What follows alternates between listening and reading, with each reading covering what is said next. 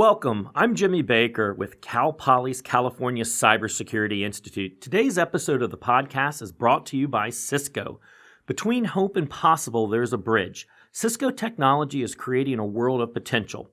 Once a month, we will be interviewing a subject matter expert from Cisco to talk about a specific area of critical infrastructure and how it relates to the cybersecurity industry at large.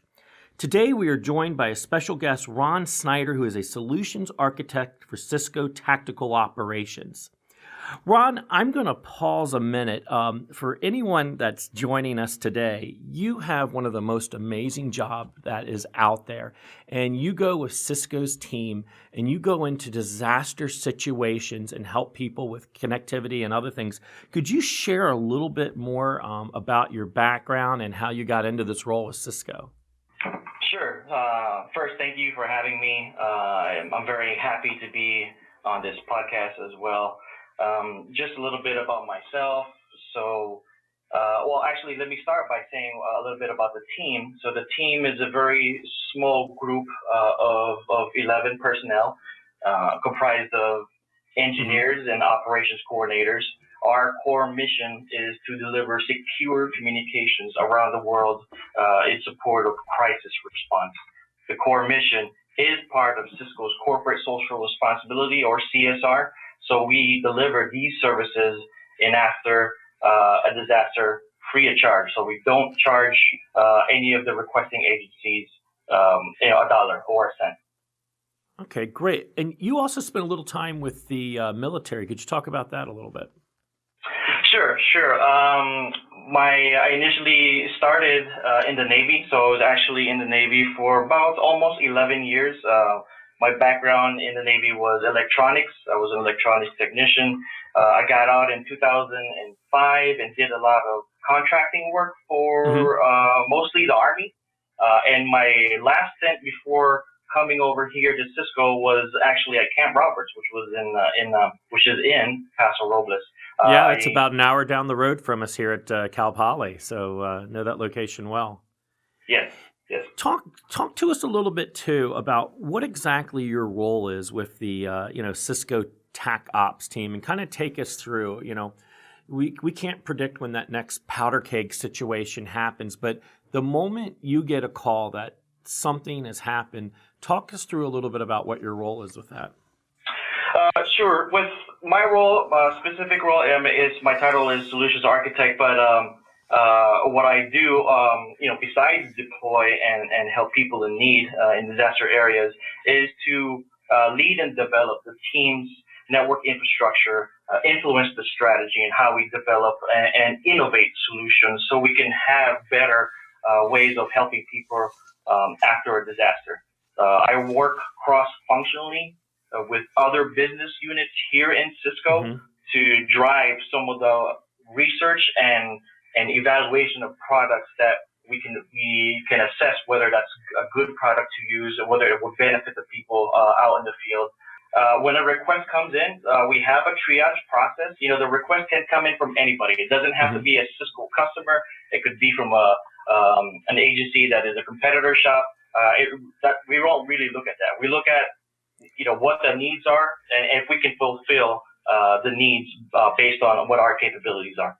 So you really have a global client base that you work with, where it could come from anywhere at any time, whether it's a relief organization, governmental, or just being aware that I know we have certain parts of the country that we're aware that certain disasters can strike in different seasons. So talk to me a little bit more about how you support that global account base. In order for us to kind of get the word out that this team exists, there is no financial burden on these agencies to request our help. We get the word out from in several different ways. So we attend conferences where emergency managers and disaster tech related personnel attend and get the word out, build relationships that way. We do this in the United States and also overseas. We participate in exercises. So, these same emergency agencies have their groups of people that do an exercise in the aftermath of a mock earthquake. Let's say, for example, an earthquake. So not only are we building relationships with these groups, but we're also getting to know how they operate, what their techniques and procedures are. And also we can probably give them a little bit about our experience and share some of the best practices that we've learned from our deployments.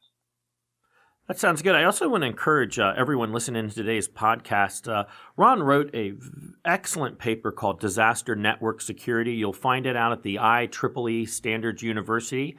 That's standarduniversity.org. And I encourage everyone out here to look at that document. Ron, one of the things I'd like you to take our listeners through today, you just recently dealt with Hurricane Maria, and explain to us what happened from the moment you get the call that you have to have action on this to go to travel, and explain to us everything that goes through your mind when you get that moment. Hey, there's a disaster. What do you do next? Yes. So prior to Hurricane Maria even hitting Puerto Rico, we were already watching the trajectory of the hurricane, and our team is already in a warm standby mode, getting ready to deploy if needed. So we were, if you talk to anybody on your team, everybody that was monitoring that situation was ready to go. So when we finally got the request for assistance, and then we have to evaluate the request to see how to best approach it.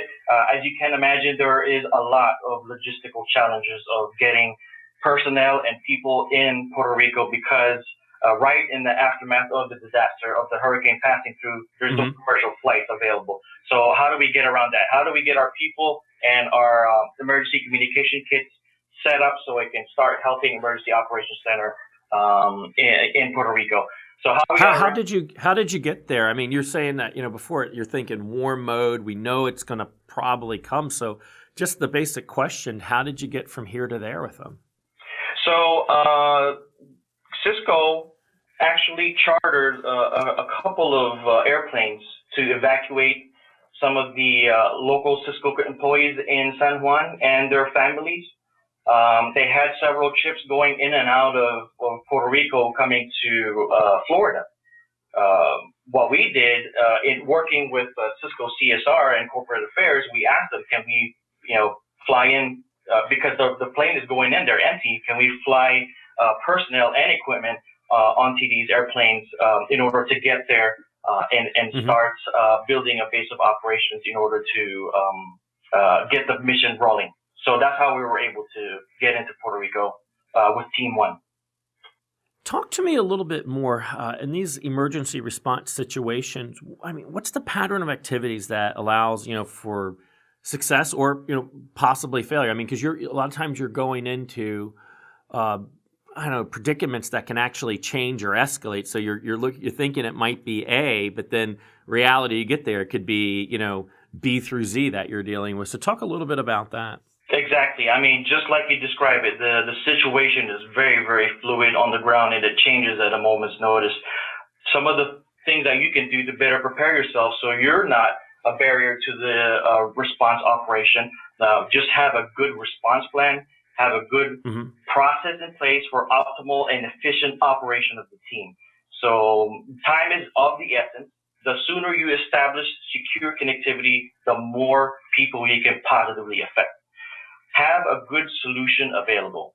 So, sometimes a cookie cutter model doesn't really help, although your base configuration of kit is necessary to have your basic,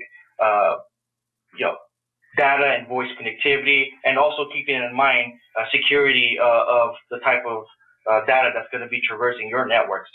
So you have to be flexible. So these kits have to be flexible, whether that's for public access or whether this is for access by emergency managers in an EOC. Have a secure and robust and flexible network ready to be implemented. And one more thing is adaptability. Like you just said, I mean, this is very, very critical as well. The situation on the ground is very fluid, very dynamic. The communication needs are constantly changing, locations change, numbers of users change, the type of users change. You have to know, and you have to know how to adapt to the current situation, make changes as needed, and scale when required. Excellent. I want to talk about cybersecurity and threats in a disaster situation. But before I do that, take our listeners in for a moment. I imagine that your eyes have seen things that we probably just can't imagine. Take us into, one of your toughest or hardest situations or craziest, situations that your team was put in. Explain to us a little bit, what that may have been, or one of your stories from responding to these crises throughout the world. One of the most memorable for me, and I'll definitely never forget, is one of my first major deployments, which was to the Philippines after Super Typhoon Haiyan hit the Central Islands. Mm-hmm. So there was no commercial flights, just like in Puerto Rico.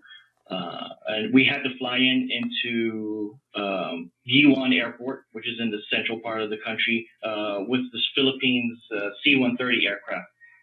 Okay. It was all of the personnel and the gear, and you had the rice, you had fuel, you had all these necessities that is needed. That's just kind of all jam packed into the C-130 because they just want to get supplies into the area and help people out and get them out there as soon as possible. So and now Typhoon. I mean, for a lot of people listening in here, we all know Typhoon's bad, but Super Typhoon. What is the size and what kind of damage does that do with a Super Typhoon? So it pegs out at the top of the scale of how you measure strengths of Mm-hmm. typhoon or hurricanes or cyclones, and the destruction. Just to give you an idea, when the ramp of that plane finally opened up, all I could see as far as as I could see is destruction. All these downed palm trees. There was no vegetation. Everything was brown. It was just devastation all around you. Like I said, as far as you could see. So I saw some trees with the bark actually separating from the tree itself. It exposed the inside of the tree. I've never seen anything like that. And of course, the destruction and the people trying to get out of there. I mean, it was heart wrenching to witness people lining up in the rain, get their chance to get a spot on the plane that is heading back to Manila because they're trying to escape the misery that's just happened at their town. Right. I as we continue this interview, just if I hadn't said thanks, the service that Cisco does here is so important, and the fact that you all are there and responding and helping these organizations is incredible. I want to talk about cybersecurity and the threats that you face. A lot of times when our world has a disaster that happens, many of us recall the fires that swept through California recently. We see the good side of humanity coming together, trying to help, but there's also a nefarious side. There's people that exploit these situations. There's a lot of cyber threats and vulnerabilities. Could you talk a little bit more about what kind of cyber threats happen in a situation like this? Absolutely. So it's no different, from what you just said. People have really bad intentions depending on the situation. Some of the threats that we see on a regular basis, I mean, this is not like a one-time deal. You'll get a couple. I mean, These are thousands of threats that is being detected and blocked by some of the technology that we use. You'll have malware, ransomware, Trojans, viruses, phishing attempts, suspicious DNS queries. One of the bigger things that we've encountered in the Syrian refugee crisis is in Europe is infected devices because the users they had older model smartphones that haven't been updated. Right. They were susceptible to these threats, and they were carrying some type of virus or that would affect their use. So we were detecting all of that, and we were preventing intrusion attempts. So we take security very, very seriously when we establish these networks in the disasters to protect the people because they deserve the protection. Talk to me a little bit more about. So, we have one optic that a bad thing happens in the world, and we see all the good of the world, people helping, coming, trying to support. but at the same time, there's this nefarious activity. What kind of information are they trying to get? Just say, for instance, if a difficult situation were to happen at this moment, say here in continental United States, where powder keg or natural disaster happens, what's some of the data that hackers are looking for, or nefarious cyber criminals that they want to get? And talk a little bit more about what you all are doing to combat. Because I imagine, just as we protect our networks and other infrastructures, there's some valuable information there that they can exploit and profit off of. Sure, yeah. With more recently that we've seen, especially in Puerto Rico, there's a lot of ransomware that was being detected. I mean, these criminals, these people with bad intentions, they don't really think about the people in those type of situations. The bad situations that they're in. They're just there to trying to profit off of the vulnerability of the situation. So that is one of the things that we're doing, that we're mitigating with our layered security approach. We emphasize the importance of layer security, such as how we use it. We don't tell people exactly how to implement layer security. We just kind of advocate that they should be implementing it, because most of the time in ad hoc network design, security is very low on the list of some of the groups that are implementing these networks. So what we have is we use Talent Intelligence that's integrated within our MX, our Meraki security appliance. We use SourceFire, Cisco ASAs, Cisco Umbrella for cloud managed security with OpenDNS and others. That's all integrated in the kits, even the smaller kits that we use internationally and outside of continental United States. Okay. Talk to me for a moment.